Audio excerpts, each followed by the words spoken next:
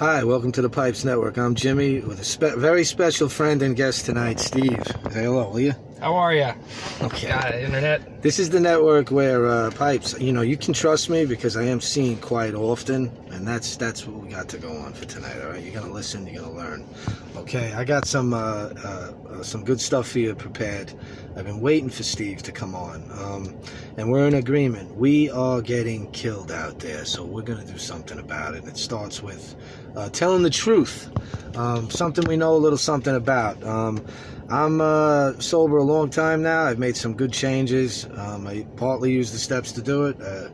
Some other wonderful mechanisms in the world to get myself better physically, mentally, spiritually. I'm going to continually work at those. My kids are getting better with me.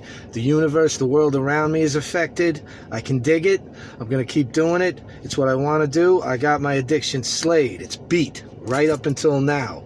Okay, am I cured? Doesn't matter. I'm going to keep it arrested or wherever it is now. I think it's in hell. I'm going to keep it there. It's my job now. So it doesn't matter if there's a cure or not. If that's the cure, to do what I'm doing and continue to do it, then that's the cure. And that's what I'm going to keep doing. I'm going to turn it over to Steve for a little bit. We're going to cover, I'll title this, what do you want to title this? Oh, I have no idea. All right, we have issues beyond, we're going to put the booze down now. We're going to put the dope down. Great. What if there's depression? What if there's anxiety?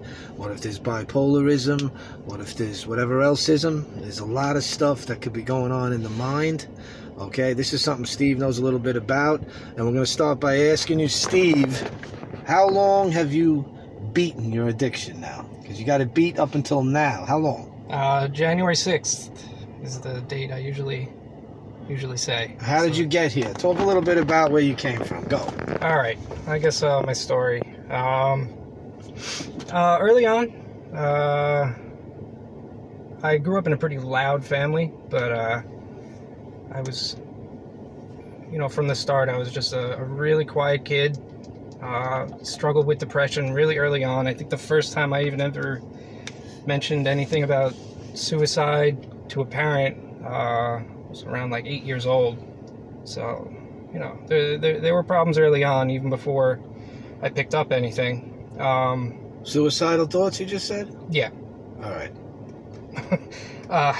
Yeah, so, Dad was an alcoholic, so that was my first introduction to alcohol. Once I figured out what that half gallon of clear stuff in the cabinet was, I started sneaking it. So this is around like 12 years old. I was a really smart kid. I was very resourceful, and I was really good at hiding it. I went through all the trouble of like emptying out a shampoo bottle, cleaning it out, dumping it into there, putting it into this Foot Locker at the end of my bed, putting it into a box that held baseball cards and tucking it away, and just drinking alone from the start, really. Then the mid-teens come, do the usual weekend drinking with the friends. And then early on, around the same time, 15, I was introduced to cough medicine. I had a friend who was really into it, and it sounds stupid, but the active ingredient in that it's the same class of drugs as PCP or ketamine. So you do enough, and it's quite the experience. I didn't know that. Yeah. I would have been drinking that shit. And I was a straight A student. It was really hard to tell what I was doing, but I was taking 35 times the usual dose of those cough medicine stuff every day for a year. Damn. By the end of that year, I was going through like full-blown psychosis. Like, I would have these crazy thoughts, hear inanimate objects talking to me. I'd be watching TV, and I wouldn't even be on them at the time, but I'd be watching TV and people would be melting. I'd be hallucinating, like full-on hallucinations, and I'm like 16 years old. How I managed to stay a straight A student through all of that, I have no idea.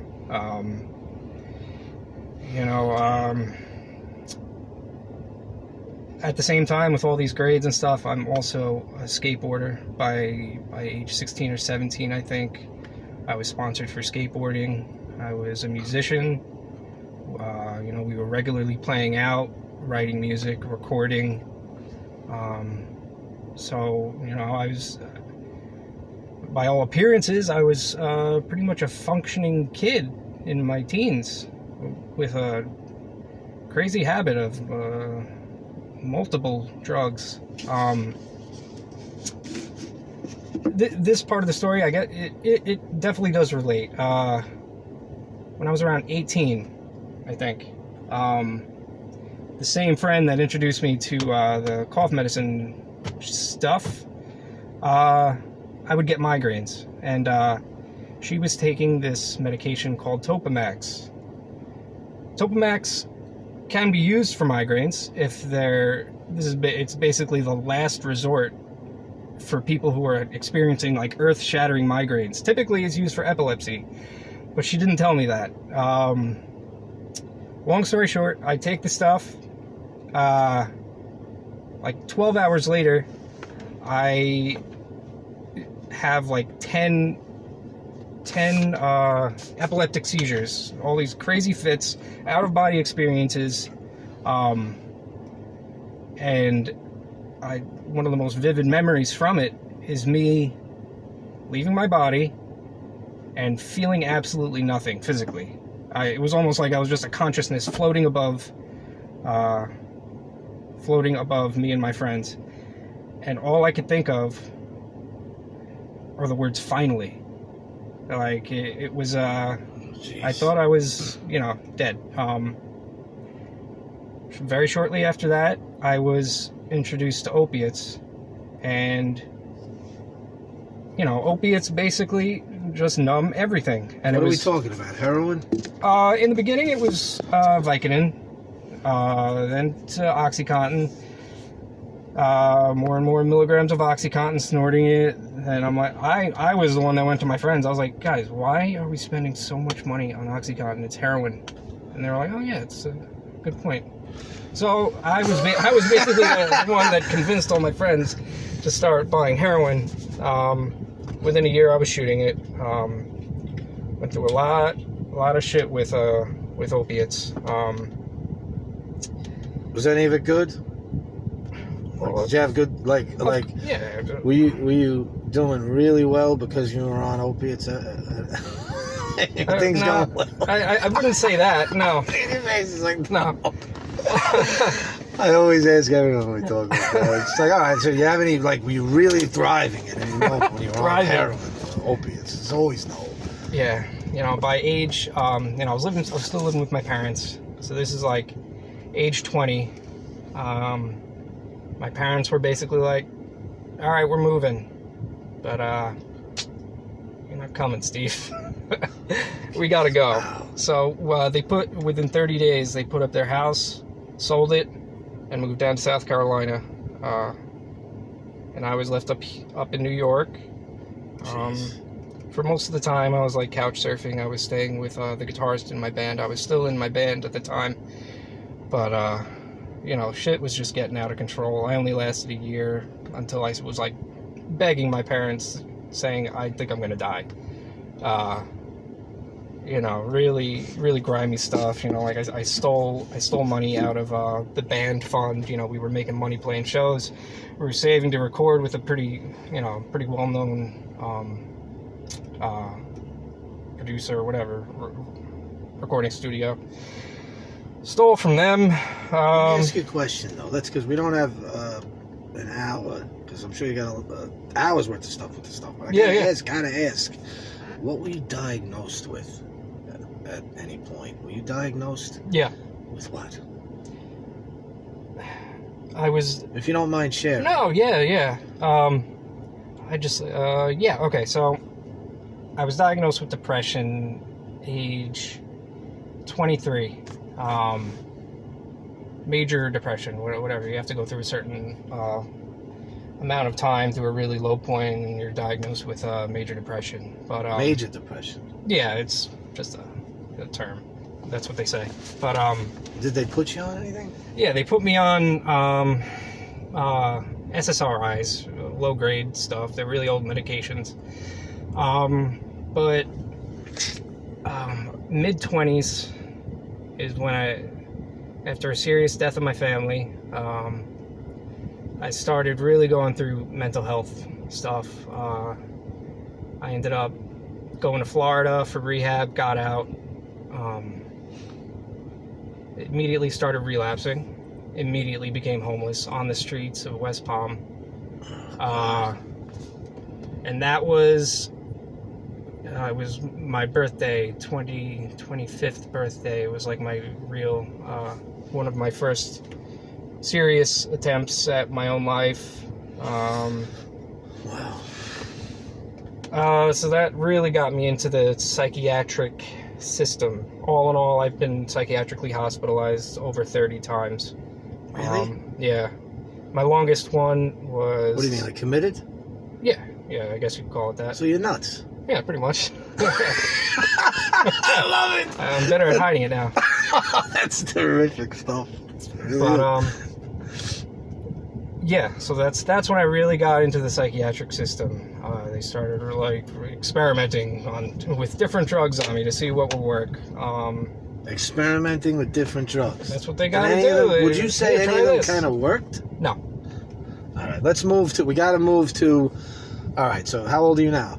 33. A lot of stuff happened in between. I know you a couple of years, but this is what I want to talk about. This is what's going to get us through on this.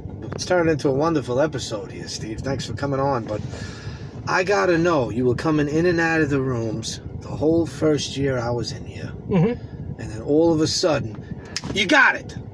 What happened? No, that's not what happened at all. Then how did you get the 9 months? It was a long progression. If you saw me 2 years ago, you would not recognize me at all. 2-3 years ago. 2-3 years ago, I was prescribed lithium, Depakote. Holy shit, lithium. What's the fucking shuffle one? I don't know. Oh my god. I don't know nothing about this. Lithium, Depakote, Thorazine. There we go, Thorazine. The only thing I wasn't prescribed was this one drug that you need to be put on a state registry to even be prescribed because it's so strong. I was put into housing.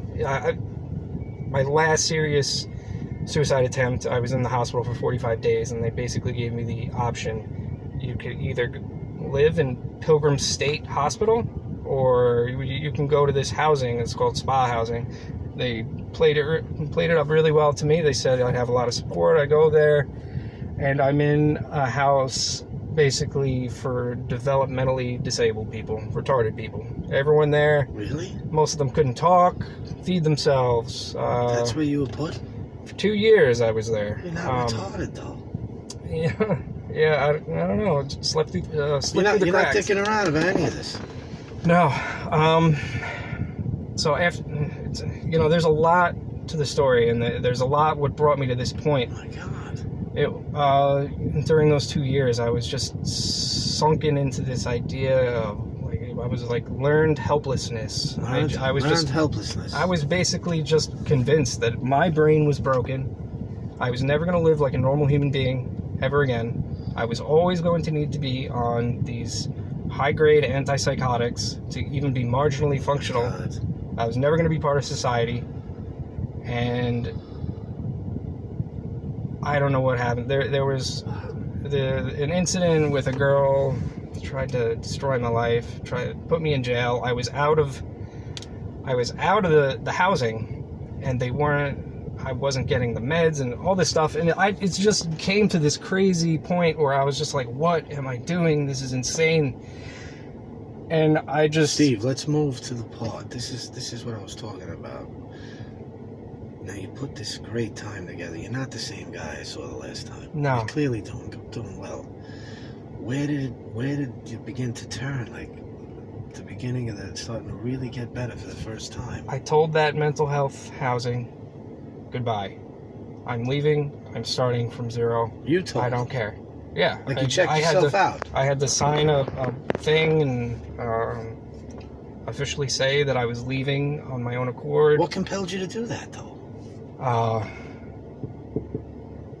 Anger, fear? What, you thought they were wrong? You wanted to try something else? What? What were you thinking? I was just fed up with. You knew it wasn't working? You wanted to try I anything knew it else? wasn't working. I knew the whole time it wasn't working, but it kind of gave me a license to drink because I'd always have a place to come back to. They couldn't kick me out. Gotcha. You know, and half of me didn't believe the psychiatrist. The other half was like, well, maybe I am out of my mind. Maybe I am crazy. Maybe I do really need all these medications, all this stuff. This is the beginning. But did you use the Anonymous program and a sponsor to begin to get a foothold, or did you do that on your own? I've been in and out since I was 20. So you use parts of the Anonymous program to, like, the steps and stuff to get to... Yeah, you know, I would reach out here and there and then fall back, reach out, you know. And you're not on anything right now? No, just one medication. I'm on paroxetine. Or Oh, whatever thank God. I thought you were going to say crack. No, Only kidding. not yet. No. But obviously, it sounds to me, now correct me if I'm wrong, it sounds to me like you were fed up with what was going on, how you were being handled, and you were just done. That's what it sounds like to me. Yeah, you know, but, you know, it's not like I quit, you know, it's not like I became abstinent right then and there, you know, it's been a really long process, you know, I would get 3 months and then end up fucking up, 6 months, fucking up, 7 months, you know, over the past, like, 3 years, like 99% of it, I've been sober, but there are these, you know, these Gotcha. Backslides, and, you know. That's actually what I meant before, because I haven't seen you in like 9 months. Mhm. Now that I see it, it's like, you got it. That's what I meant to say. Not you got it then. I meant, like, it seems like you got a handle on it now for the first time. No, yeah, my life is, you know, I had a care manager from day one when I started in that mental health thing, and he said he's never seen a change in someone that he's seen in me. He's never seen someone turn around so completely and so Neither have quickly. Let me ask you a few questions. You're talking to somebody now that might be thinking about getting off their medication.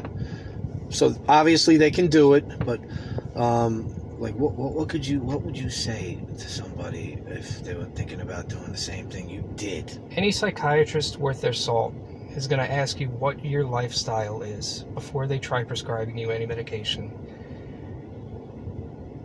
Once I made that whole big decision to leave the mental health thing, I didn't just say, oh, I'm leaving and that's it, and I'm just going to figure it out. I made a plan. I started eating right. I started sleeping right. I started exercising every day. I started trying to socialize every day, going to meetings or whatever I could figure out. I immediately started looking for a job. And I forced myself, because you're not going to want to do it at first. It doesn't work like that.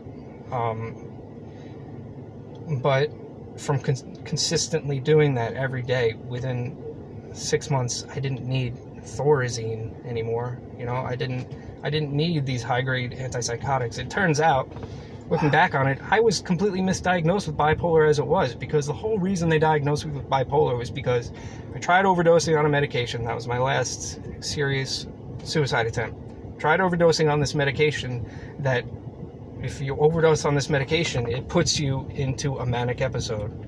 So they... Like a withdrawal. So it's like, that's what can happen, correct?